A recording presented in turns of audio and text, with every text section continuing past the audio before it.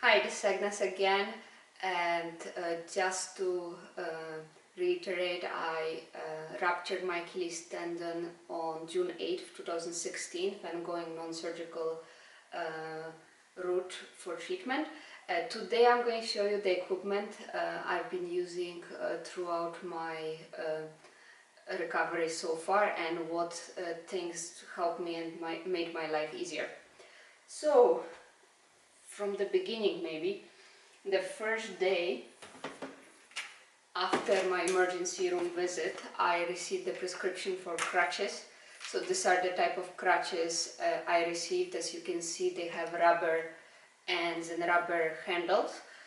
So I've been using that for the first week. And just to let you know, if you're watching this right at the beginning of your injury, there is a big tip. Get yourself the Crutches Covers. So this is the brand. I'm going to post the brand in the link below. I have never used any other ones, but this one's really helped me. After 1 week of using crutches, I was really sore in my upper rib cage area, and also my hands were really sore.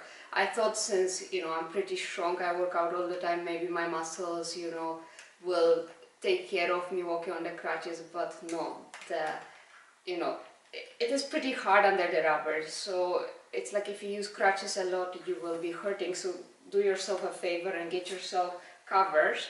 Let me show you how it looks like with the covers. This is the crutch with the covers. It's really spongy, and it really saved my ribs since once my bruising healed, I couldn't see anything visually, but I was really hurting. Once that healed, I have no pain now when I use crutches, whenever I go out to the store with my husband, and I'm just fine with it. I sometimes do feel a little bit of thumbs pain, but that's when I use the crutches really extensively. So do get yourself Crutches Covers.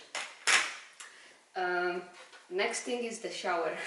I don't know if you can see it, but I have a boot that I'm not supposed to remove yet, and I was told to use a boot or cast cover. So this is my cover that I keep using, and we just got whatever Walgreens had, which is a pharmacy in US, but there are many options out there. Just get yourself any type of bag. I used tape, body tape that I had in my like from previous injury, like regular body tape that you have just to seal the top. I think they have some bags now that seal on top. They have some rubberized things on top, so it doesn't really matter. Just get yourself some kind of boot or cast cover. Then this is my best friend in the shower. It's a stool that I use. We also got this in Walgreens just because my injury happened at night, and I didn't have much time to really look into what's needed. Just the next day we went to Walgreens and got what I needed to take a shower. It is much cheaper to get it online. I know we overpaid a little bit, but I really needed it immediately. So something, if you're reading it really early into your injury, get yourself a stool. There is no point playing hero and trying to hop on wet surface. I just decided, even though I can take a shower on one leg, why make it an unpleasant experience? I just sit in it, and the shower is like not a problem whatsoever with my bag on my boot and the stool.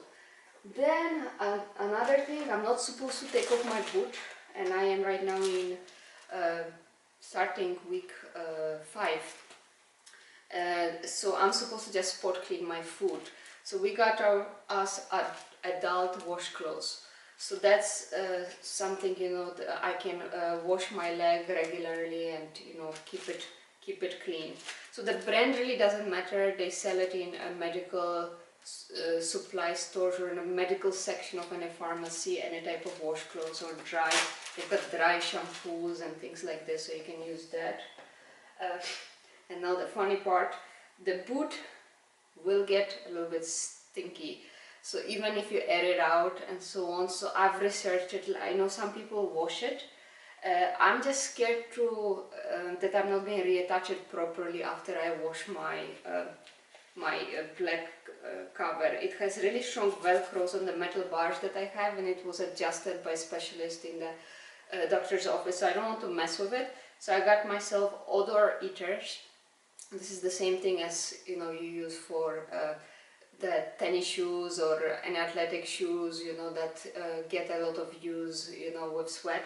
And this seems to be working pretty well. I give it a spray on my leg in the morning and then in the boot, and it really works. Get yourself one of that, you need it. I also, before I apply that spray, I don't know if it works or not, but I'm using it. This is this air in the can, and I use it to give it like a thorough spray to, any dust that accumulates there, and also it's very cold, so I'm hoping that any bacteria that's there might, die out.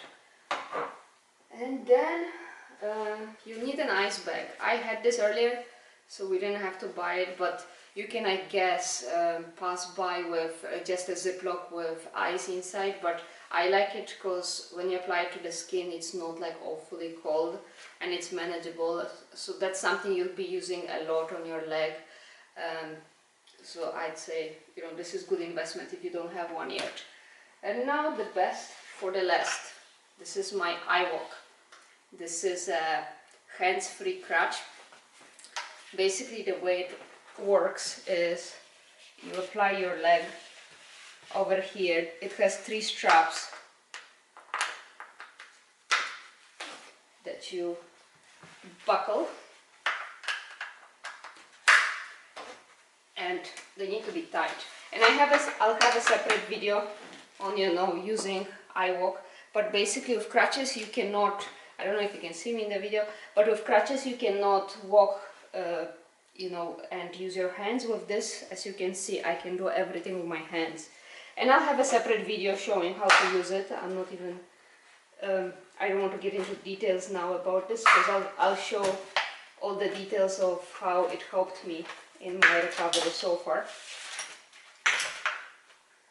So I think that's it for the equipment, other than a lot of rest, like also a station. Like, let me show you how basically I spent my first couple of weeks. This is basically the position I was in. I have a pillow. Like, it's a good idea to have some kind of pillowcase on it, since this boot is not walking but touching the ground. And this was the elevation I was using. I usually am sitting with my foot either one way or the other. Now the back of my foot is not as tender, but in the first couple of weeks that was a little bit tender. Not really painful, but tender. So it just helps to move it a little bit and not really put your foot directly down. That's what at least helped me. And of course the icing, like I opened up my boot and just iced my leg inside of the boot. And it helps to have a little station. As you can see, I have a blanket, I have a little side table we moved here, so everything that you might need is good to have in one spot, so you don't have to get up for everything. Now, as I mentioned, I'm in week 5, so I'm not as tired. I'm really active now, but in the first couple of weeks I was getting tired very easily, so whatever I could stack over here, like I asked my husband to stack as many things as I might need during the day, so you don't have to get up for every single thing, and take advantage of this situation and just rest up a little bit. So that's it. I hope that helped you out. If you have any other tips, just mention them below, and check out my blog, achillesblog.com/AgnesATR. I hope you guys are healing well. Bye.